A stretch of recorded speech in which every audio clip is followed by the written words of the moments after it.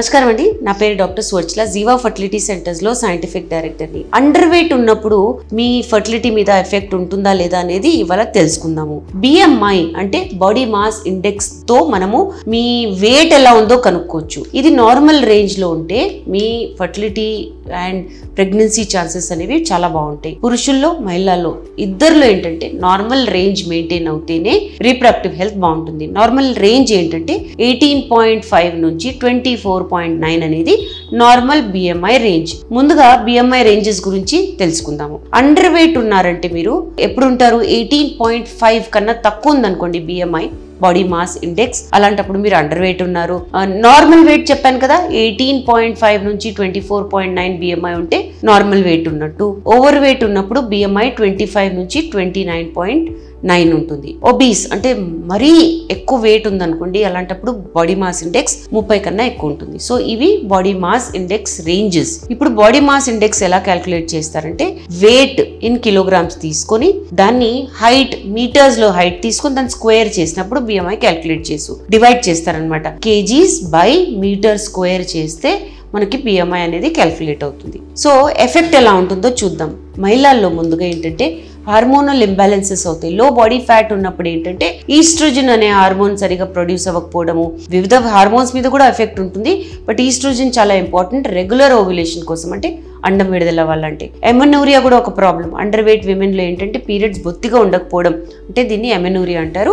ఇది జరుగుతుంది. దీనివల్ల సంతానలేమి సమస్య అయ్యే ఛాన్సెస్ చాలా ఎక్కువ ఉంటుంది. యాన్ ఓవ్యులేషన్ అంటే లావుగా ఉన్న వాళ్ళల్లో అండాలు ఎలా విడుదల అవ్వవో, బాగా సన్నగున్న వాళ్ళల్లో కూడా, అండర్ వెయిట్ ఉన్న వాళ్ళల్లో కూడా అండాలు విడుదలవ్వవు. ఇర్రెగ్యులర్ కాదు, బొత్తిగా విడుదలవ్వవు. యాన్ ఓవ్యులేషన్ అంటారు దీన్ని. న్యూట్రియంట్ డెఫిషియన్సీస్ కూడా ఉంటాయి ఇలాంటి వాళ్ళలో. అండర్ వెయిట్ ఉన్నప్పుడు ఏంటంటే ఈ న్యూట్రిషన్ సరిగా ఉండదు కాబట్టి ఓవరాల్ హెల్త్ బాగుండదు. ఎనీమియా ఉండొచ్చు, vitamin D deficiencies, B12 deficiencies, చాలా రకరకాల డెఫిషియన్సీస్ ఉండొచ్చు. దీనివల్ల మీ రీప్రొడక్టివ్ హెల్త్ బాగోదు. పురుషుల్లో ఏంటంటే స్పర్మ్ క్వాలిటీ దెబ్బతింటుంది. లో బాడీ వెయిట్ ఉన్నప్పుడు స్పర్మ్ కౌంట్ కూడా కాదు, క్వాలిటీ అంటే కదలిక ఏంటి లేదా కణాల ఆకారం ఏంటి అవన్నీ దెబ్బతింటాయి. హార్మోనల్ ఇంబ్యాలెన్సెస్ కూడా అవుతాయి పురుషుల్లో.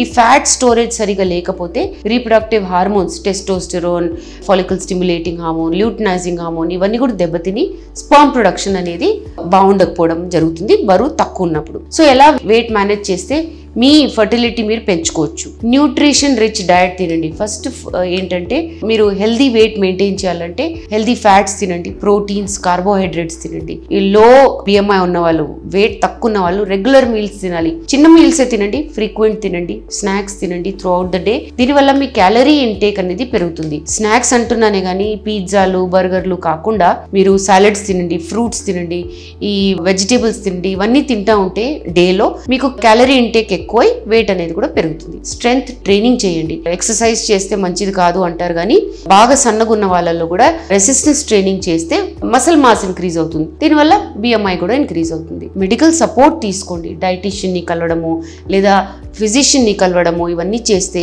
వెయిట్ తక్కువ ఉండడానికి ఏదైనా మెడికల్ ఇష్యూ ఉందా, ఈటింగ్ డిసార్డర్ ఉందా అనేది తెలుసుకొని వాళ్ళు కరెక్ట్ మీకు ట్రీట్మెంట్ అనేది చెప్తారు. దీని గురించి ఇంకా వివరాలు కావాలనుకున్నా, మీకు వెయిట్ తక్కువ ఉండడం వల్ల పీరియడ్ ప్రాబ్లమ్స్ లేదా సంతానలేమి సమస్య ఉంటే తప్పకుండా జీవా ఫర్టిలిటీ సెంటర్స్ కి విచ్చేయండి. Thank you. చాలా థ్యాంక్స్ అండి మా వీడియోస్ చూస్తున్నందుకు. మరిన్ని ఇలాంటి ఇంట్రెస్టింగ్ వీడియోస్ కోసం మా ఛానల్ని తప్పకుండా సబ్స్క్రైబ్ చేయండి. Thank you.